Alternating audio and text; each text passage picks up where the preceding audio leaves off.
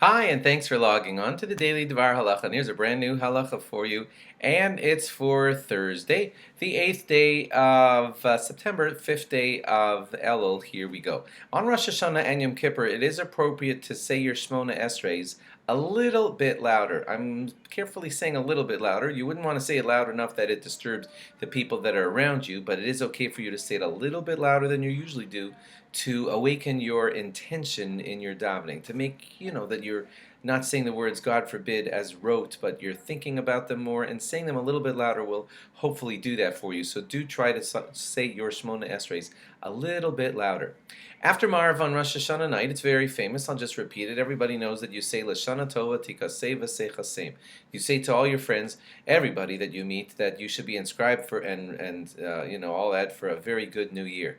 And you should be signed for that also. And some people add La'alter L'chaim Tovim El Shalom immediately for a good and peaceful life. So anyway, if that's a little phrase a little bit hard for you, you could write it in advance, read it out of the machzor, but do say that to people as you greet them on Rosh Hashanah night.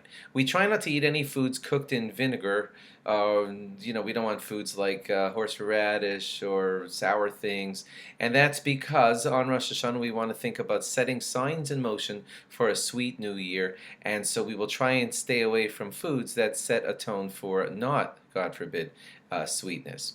There is a custom to eat fish as part of the meal because fish multiply, and we consider the growth of the Jewish people to be a fantastic bracha, and that's one of the reasons for that sign or siman to be eaten on Rosh Hashanah night. There are many simanim of types of foods that people eat on Rosh Hashanah night, the idea being that if you eat carrots, and carrots are a sign of something or other, it's all listed in your machzor, so you can prepare those foods, eat those foods, and say, may it be thy will, Hashem, that this year we have sweetness as are represented by the sweet foods that we're eating, etc. And you can find all the different foods listed in your machzor. They're not hocus pocus. They're not superstition.